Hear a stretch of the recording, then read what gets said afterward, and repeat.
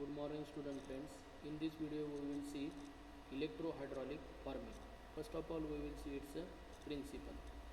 A sudden electrical discharge in the form of spark is produced between electrode and this discharge produces a shock wave in the water medium.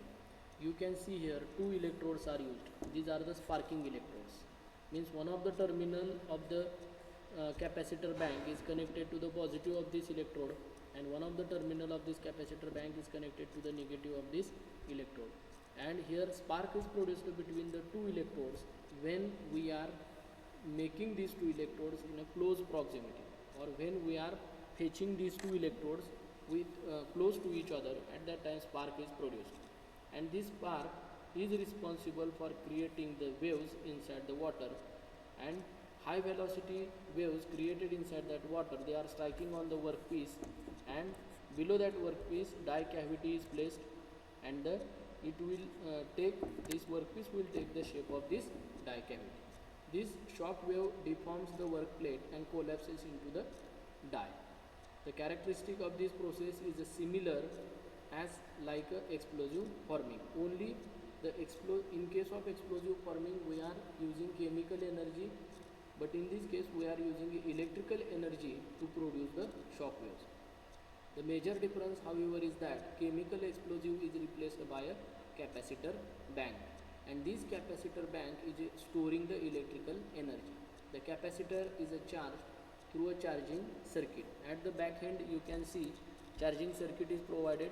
It is used to charge this capacitor bank. When the switch is closed, spark is produced between the two electrodes which are placed in the water, and shock wave or the pressure pulse is created inside that water, which is striking on the surface of workpiece, and below the workpiece die is placed, which is again evacuated, or vacuum is created inside the die so that you can avoid the adiabatic heating. The energy is released is much lesser than released as compared to the explosive forming, means very less amount of energy is produced by the shock waves in this process.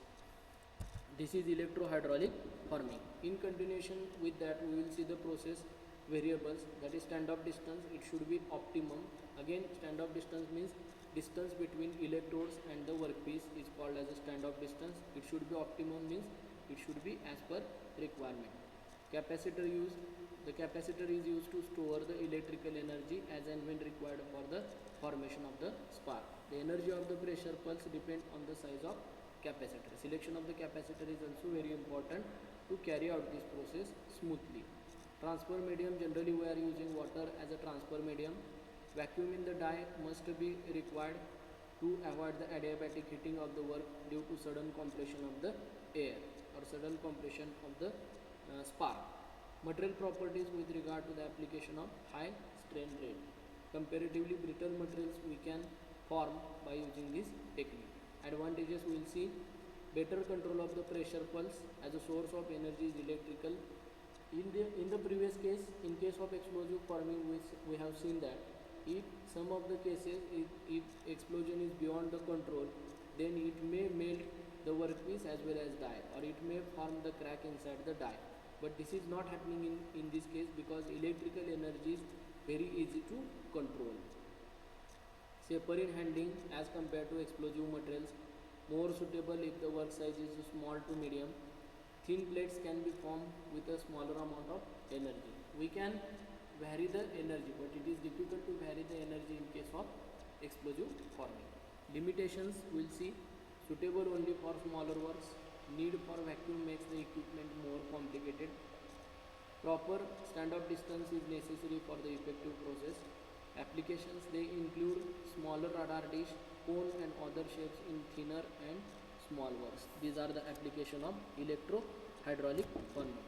Means electrical energy and hydraulic energy or combination of energies we are using for the deformation of metal, and this is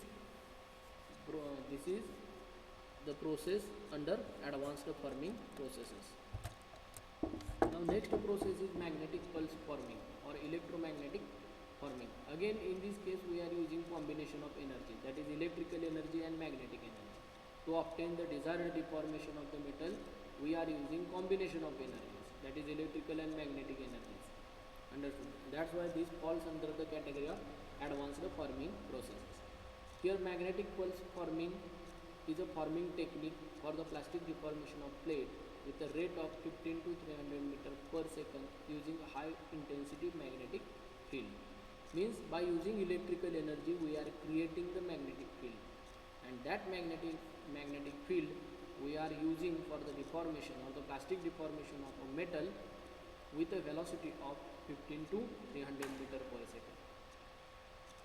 The electromagnetic field process uses a capacitor bank, forming coil, a field shaper and an electrically conducting workpiece to create intense magnetic field that are used to do the useful work.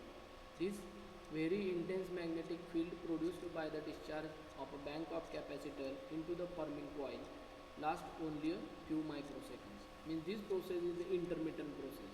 Means creation of the magnetic field inside the workpiece is not a continuous process. The resulting eddy currents that are induced in a conductive workpiece that is placed close to the coil then interact with the magnetic field to cause mutual repulsion between the workpiece and the forming coil.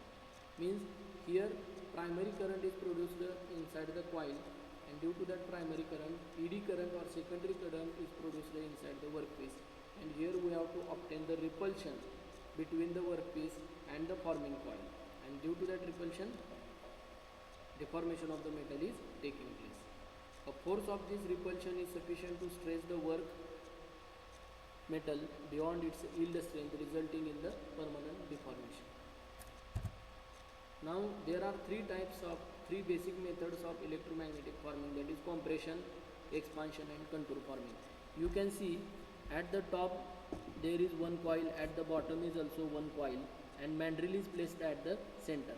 This whatever shape we are giving to that mandrel, the same shape we have to give to the workpiece. Now workpiece is placed in between the mandrel and the coil at the top side, as well as in between coil and the mandrel at the bottom side. As and when magnetic field is created in this coil, it is producing a repulsion on the workpiece. Under a higher velocity, repulsion on the surface of workpiece is taking place, so that from both the sides, from top side as well as from bottom side, under a higher velocity, workpiece is striking on the mandrel, and the workpiece will take the shape of the mandrel.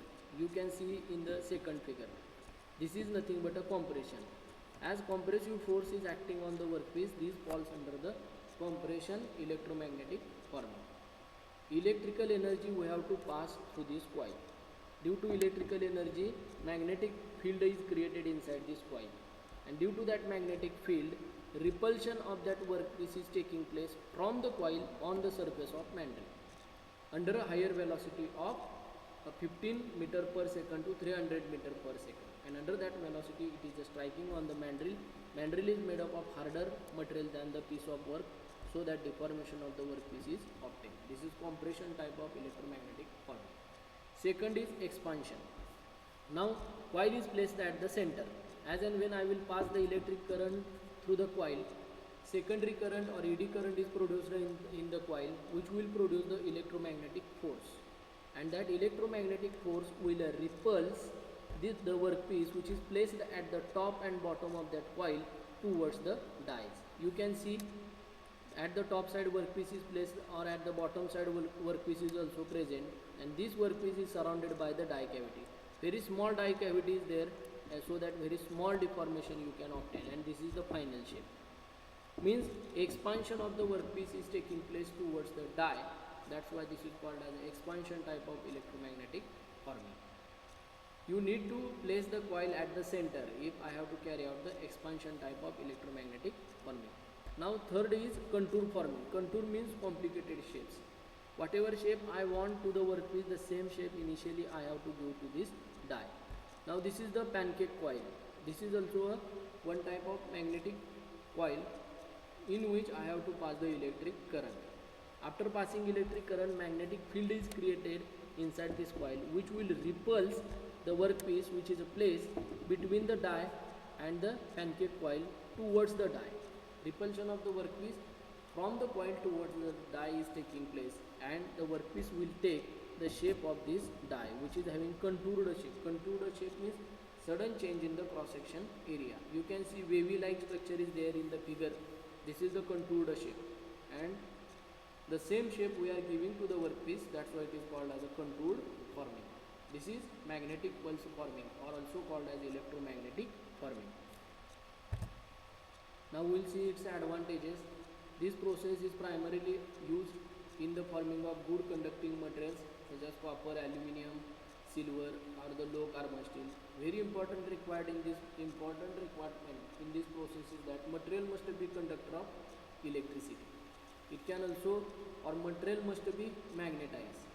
Material must be externally magnetized. That is requirement of this process. It can also be used to form poor conductor like a stainless steel. Electromagnetic forming is chiefly used to expand, compress, or form a tubular shape. Its advantages: it gives high rate of production, non-contact forming. Joint made by this process are typically stronger than the parent material. The tooling for this process is relatively inexpensive. Limitation: the process is limited to those materials that are electrically conductor. As the forming time is very less, the material does not lend itself to deep drawing of the material. Now, deep drawing will not take place by using this technique because forming time is very less. Understood? Whatever magnetic field we are creating, it should be for very less time. That's why deep drawing is not possible in case of this electromagnetic forming. Now next is hydroforming. Hydroforming uses water pressure to form complex shapes from a sheet or the tube material. Means raw material can be a sheet or the tube. The pressure may go up to 60,000 psi per square inch. 60,000 psi pressure we can apply on the workpiece by using this technique. As the automobile industry strives to make a car lighter, stronger, and fuel efficient, it will continue to drive hydroforming application. Means newer materials are invented for the fabrication of the car bodies, and which is difficult to form by using our conventional forming techniques. So hydroforming is the best option. Some automobile parts such as structural chassis, instrument panel beams, engine cradles, and radiator closures are becoming standard hydroform parts. These are the application of the hydroforming processes. Now there are two methods of hydroforming, that is sheet hydroforming and tube hydroforming. Sheet hydroforming converts the irregular shaped material into finished and uniform thickness sheet, and the tube hydroforming process is used to form the parts in a material such as a steel tube and aluminum extrusions by applying the hydraulic pressure. Now first of all we will see the sheet hydroforming. Sheet hydroforming involves forming of sheet with the application of fluid pressure. Here water we are using as a working fluid. The sheet metal blank in form by hydraulic contour pressure generated by a punch drawing sheet into pressurized water chamber. The water pressure effectively punches the sheet firmly against the punch to form the required shape. The major advantage of fluid forming is increased drawing ratio, which is not happening in case of electromagnetic forming. The process takes place in two stages performed during one press stroke.